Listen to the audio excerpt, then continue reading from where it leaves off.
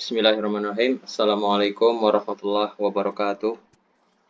Waalaikumsalam warahmatullahi wabarakatuh. Warahmatullahi wabarakatuh. Suara saya jelas kan? Jelas. Ya.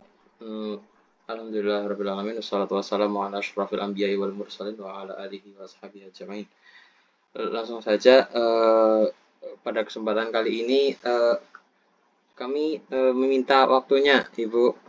Mohon maaf banget minta waktunya untuk mewawancarai Ibu.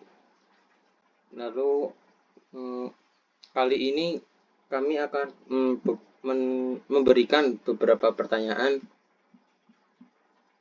tentang terkait yang akan kami sampaikan. Monggo yang mau bertanya pertama, silahkan. Ya, pertama saya mau nanya mengenai pendidikan berbasis multiple intelligence. Nah, multiple intelligence ini kan maknanya mengenai seperti kemampuan akademik maupun non-akademik begitu, Bu. Nah, di dalam sekolah ini apakah multiple intelligence ini diterapkan? Sekian, Bu. Ya, terima kasih untuk pertanyaannya. Multiple intelligence ya. Jadi di SMP 15, di mana kurikulum yang kami terapkan itu ada dua. Yang pertama kurikulum 2013 itu untuk kelas 9. Kemudian yang kedua kurikulum Merdeka itu untuk kelas 7 dan 8. Nah, di dua kurikulum ini semuanya sama-sama memfasilitasi kemampuan anak-anak. Jadi yang pertama secara pengetahuan ya, atau kalau yang di kurikulum Merdeka ini biasa kita kenal dengan istilah uh, intrakurikuler, atau kalau di kurikulum 13 itu pembelajaran berbasis mapel ya, di mana di sana ada pengetahuan dan juga keterampilan yang diterapkan. Kemudian yang kedua kaitannya dengan sikap, perilaku, karakter. Kalau di kurikulum 13 itu kita mengenal adanya sikap sosial, kemudian sikap religius dan sebagainya. Kemudian kalau di dalam kurikulum Merdeka itu ada yang namanya profil pelajar Pancasila. Jadi sikap, perilaku, juga pengetahuan semuanya difasilitasi seiring berjalan bersama sehingga anak itu punya kompetensi. Satu, pastinya kompetensi pengetahuan, mereka mampu memahami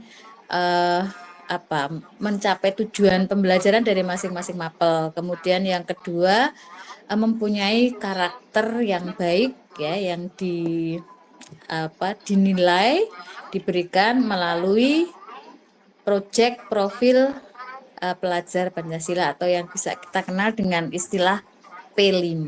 Itu Mbak, mungkin dua intelek itu yang seiring sejalan dikembangkan di sekolah. Begitu?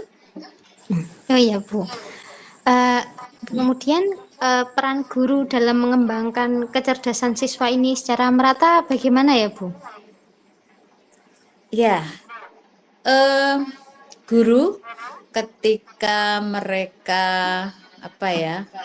melakukan pembelajaran sesuai dengan mapelnya masing-masing. Jadi kan anak-anak itu harus belajar dalam 11 mapel ya di SMP ini, mulai dari pendidikan agama sampai dengan mungkin BK. Kalau kami BK masuk kelas cuma tidak ada nilainya. Nah, masing-masing guru pastinya sudah mempunyai modul ajar di mana nanti endingnya ada asesmen. Nah, dalam asesmen ini guru harus menyiapkan asesmen untuk asesmen formatif, sumatif, itu untuk mengetahui atau memastikan tujuan pembelajaran itu tercapai. Jadi anak-anak paham dengan materi yang diberikan oleh guru. Kemudian yang kedua, Bapak Ibu guru juga punya penilaian atau asesmen kaitannya dengan karakter. Ya, kalau yang di kelas 9 kurikulum 13 itu penilaian sosialnya itu kan ada sikap sosial sama sikap religius, itu dinilai melalui teknik, ada teknik penilaian observasi dengan jurnal, catatan-catatan itu yang dibuat oleh Bapak Ibu guru, sehingga mereka akan tahu perilaku anak ya loh. Mungkin ada yang nggak baik di awalnya, tetapi selama pembelajaran mereka diingatkan, diberi contoh, sehingga akhirnya menjadi lebih baik, lebih baik. Kemudian ada penilaian teman sejawat, kemudian ada penilaian diri sendiri oleh siswa tersebut di dalam perilaku. Jadi ini yang dikembangkan oleh semua Bapak Ibu guru melalui apa misalnya untuk profil pelajar Pancasila itu ada 6 dimensi kan, dimensi iman takwa kepada Tuhan. Jadi Bapak Ibu guru punya jurnal, punya lembar observasi untuk masing-masing anak. Apakah mereka sudah menerapkan ini dengan apa namanya, ada indikator-indikator dari masing-masing dimensi. Misalnya untuk dimensi iman dan takwa itu ada akhlak terhadap sesama, akhlak terhadap alam, akhlak terhadap binatang, akhlak terhadap diri sendiri, dan sebagainya. Itu ada catatannya.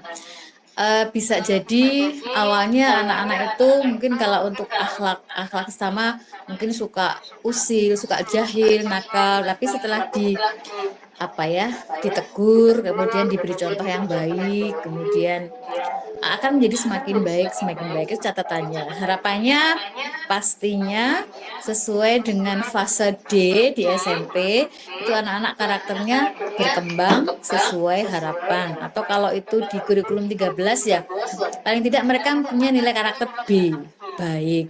Kalau di awalnya masih C atau bahkan kurang. Nah, selama proses pembelajaran setahun itu kan pasti ada ada yang disampaikan oleh Bapak Ibu guru ke anak-anak, ya. Mereka akan diamati, kemudian dari jurnalnya itu kadang nanti mungkin perlu untuk dipanggil terus ngobrol berdua dengan anak dan sebagainya. Nah, itu mungkin hal-hal yang dilakukan Bapak Ibu guru supaya karakter itu bisa dipahami anak secara merata, dan harapannya mereka mempunyai karakter yang baik, tidak hanya sekarang, tapi juga untuk masa yang akan datang. Jadi secara pengetahuan mereka paham, secara karakter mereka juga bagus. Gitu, Mbak. Ya. Oh ya, Bu. Lantas, kendala apa saja dan apa saja manfaat yang didapat dari pendidikan berbasis multiple intelligence bagi siswa? Sekian, Bu. Ya. Kendalanya yang pertama mungkin yang berasal dari siswa itu sendiri. Kadang ada anak yang mereka masa bodoh, dan sekarang itu semakin banyak gitu ya, nggak tahu karena gadget yang mereka punya, mungkin karena kalau secara pengetahuan kan mereka tinggal tanya aja di Google, semua akan dapat. Tetapi untuk yang karakternya, yang sikap sosial dan sebagainya itu kan pastinya nggak ada. Nah, itu yang menjadi hambatan. Jadi kadang pertama sikap acuh atau masa bodoh dari anak-anak, sehingga kadang untuk memberikan teguran, kemudian mengajak ke yang baik itu harus ekstra dari Bapak Ibu gurunya. Kemudian hambatan yang kedua dari orang tua, mungkin banyak orang tua yang akhirnya menyerahkan anak itu kepada sekolah, silahkan bawalah anak saya menjadi lebih baik, tapi mereka acuh gitu loh, sehingga ketika di sekolah mereka sudah mendapatkan pembelajaran yang baik, di rumah enggak, ya nggak ada artinya gitu. Contoh sederhana gitu, ketika di sekolah anak-anak itu ada tata tertib tidak diperbolehkan untuk merokok misalnya. Kemudian untuk yang perempuan rambut nggak boleh disemir, kemudian mungkin dandan yang berlebihan begitu. Tapi di rumah orang tuanya mereka merokok biasa aja, dan mereka mengizinkan anak-anak merokok. Jadi kami itu pernah apa ya, malu sendiri mungkin ya ketika anak itu ketahuan merokok, di tasnya ada rokok, kemudian kita bawa ke BK, kita beri pengarahan. Kemudian langkah selanjutnya biasanya kami akan mengundang orang tua. Begitu orang tua hadir, mereka bilang nggak apa-apa Bu, merokok di rumah juga mereka ngerokok. Nah seperti ini, hal-hal semacam ini kan menjadi hambatan buat kita ya. Kemudian kalau dilihat dari segi guru, ya tidak semua guru mungkin care untuk membawa anak itu bisa apa semuanya. Kadang ada apa ya, mungkin miskomunikasi atau guru juga ada yang cuek gitu loh.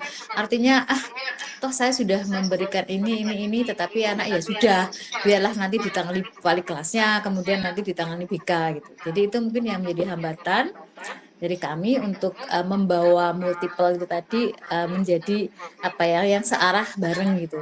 Jadi permasalahannya ada di anak, kemudian di orang tua, juga di guru. Kemudian apa tadi ya Mbak selain masalahnya? Cara ngatasinya ya. Ya Kalau Bu, untuk sama manfaat. manfaat untuk Ya, anak-anak ya. ya, Ya pastinya kalau manfaat untuk anak-anak dengan apa namanya di mereka diberi apa ya peluang, kemudian bisa mengekspresikan kemampuannya, baik pengetahuannya, sosialnya dan sebagainya, anak-anak akan menjadi semangat. Bahkan ada anak yang mungkin dia sudah melanggar peraturan, kemudian ditegur, kemudian mendapat hukuman dan sebagainya. Tapi ketika sekolah itu tetap welcome kepada mereka, yang salah ya sudah, asal sudah diperbaiki, nanti nggak diulang lagi dan sebagainya. Anak-anak merasa aman, nyaman gitu. Artinya ya nggak takut lagi atau malah malu akhirnya kemudian pindah dan sebagainya, enggak. Tapi apa namanya, anak-anak merasa nyaman karena terfasilitasi untuk apa ya, mengembangkan kemampuan mereka. Kemudian anak-anak akan termotivasi gitu sehingga bisa menjadi contoh baik untuk teman yang lainnya. Jadi di sana itu ada anak yang mungkin mereka pandai dalam apa ya, public speaking. Nah, dia mengajari teman-temannya gitu melalui OSIS, melalui MPK gitu. Yuk teman-teman yang pengen bisa ngomong di depan kayak saya, nah mereka merekrut adik-adik kelasnya atau teman sesama kelasnya, kemudian mengadakan semacam tutorial itu sendiri. Nah, itu ada di kami ya. Kemudian harapannya sih ketika kemampuan anak apapun itu disupport, difasilitasi di sekolah, anak-anak mempunyai motivasi untuk menjadi lebih baik lagi. Mungkin itu Mbak untuk manfaat bagi anak-anak. Sehingga mereka sekarang untuk prestasi juga mulai meningkat.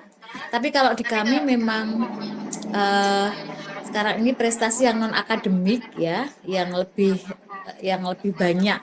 Karena untuk prestasi yang akademik tahu sendiri kalau di sekolah kami memang inputnya itu ya sedang-sedang saja gitu, sehingga ketika harus bertanding secara akademik dengan sekolah-sekolah yang lain, tapi alhamdulillah kami masuk gitu, walaupun akhirnya nanti ketika kejuaraan ya ada yang masuk juara, ada yang enggak gitu. Termasuk kemarin penelitian tingkat anak SMP itu kami masuk 1 sampai tingkat kota gitu, sehingga hal apa ya namanya, prestasi-prestasi akademik maupun non akademik itu juga tetap muncul di kami. Itu aja mungkin Mbak yang bisa saya jawab. ya Bu, terima kasih.